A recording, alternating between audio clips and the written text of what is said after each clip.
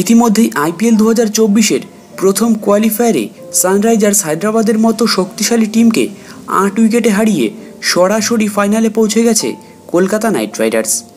আগামী 26শে মে তথা রবিবার চেন্নাইয়ে ফাইনাল খেলতে নামবে নাইট বাহিনী। সেই উদ্দেশ্যে ইতিমধ্যেই চেন্নাইয়ের মাটিতে পা রেখেছে কেকেআর। কিন্তু ফাইনাল খেলার আগেই কেকেআর শিবির থেকে উঠে এলো এক দুঃসংবাদ।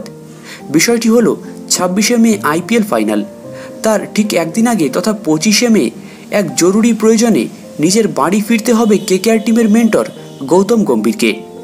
আসলে 25শে মে তথা শনিবার ভোট রয়েছে দিল্লিতে, তাই ভোট দিতে ফাইনালের আগের দিনই দিল্লি ফিরতে হবে গম্ভীরকে। তবে এক রিপোর্ট থেকে জানা গেছে গম্ভীর 25শে মে ভোট দিয়েই আইপিএল ফাইনালের দিন চেন্নাইয়ে কেকেআর টিমের সঙ্গে যোগদান করবেন। তবে মাঝে একদিন গম্ভীরের মতো একজন বিশেষ মেন্টরকে পাশে না পাওয়ায় কিছুটা সমস্যায় পড়তে হতে পারে কেকেআর টিমকে। যাই হোক, বুধবার চেন্নাইয়ে পৌঁছে যাওয়ায় প্র্যাকটিসের জন্য হাতে বেশ কয়েকটা দিন সময় পাবে কেকেআর। সেই সঙ্গে গম্ভীরকেও মেন্টর হিসাবে বেশ কিছুটা সময় পাশে পাবে তারা।